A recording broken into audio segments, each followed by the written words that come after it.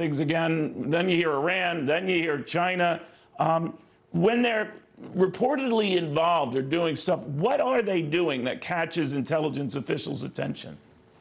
Well, you know, first of all, Neil, they're very good at what they do, and they keep very close tabs on news programs, on debates. Clearly, the email that they put out referred, as you remember, to Proud Boys, which shows that they know the hinky buttons.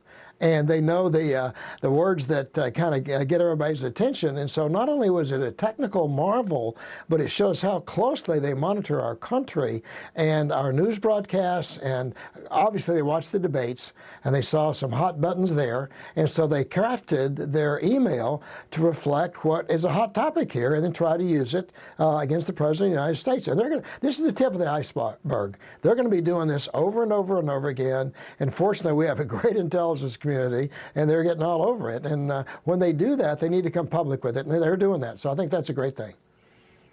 You know, Danny, what's interesting about that, you don't have to hack into an election or even steal votes or do something with the computerized voting machines and the like.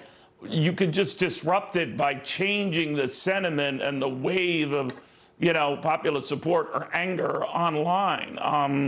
How do they do that? They're good. I mean, I couldn't do it. There's no way in the world I could ever do something like that. But that's all they do. They have entities and they have individuals and groups that monitor everything we do here. And they monitor us probably more than we monitor them.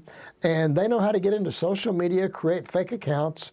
And that's the way they get these movements going. And I think it's very sophisticated. And we have to be very careful about the sources of our information and rely on people that we think we can trust. But probably social media is their big target. I'm not probably, clearly, that is the big target. And that's where they're going after. And they're going to be good at it.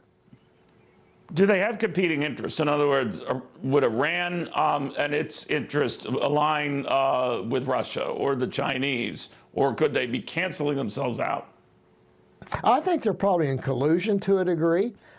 They know who they want to be the President of the United States, and I think we just have to look at track records with regard to their governments, their economy. The Iranian economy is on its knees, and they don't like President Trump, and they're going to do everything they could to go after him.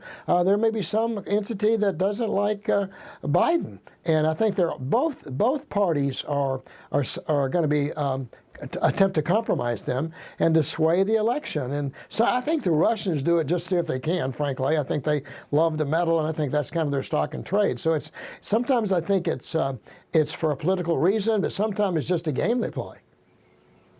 Yeah, fascinating, Danny. You always think of it in sort of like James Bond, you know, eye shades here, where they're ripping up or, you know, hiding ballots, when in fact they're just fermenting things. And that is probably just as, if not more so dangerous. Danny, thank you so much. I appreciate it. It's Danny always Coulson, a pleasure. the former FBI, same here, my friend, the former deputy assistant director.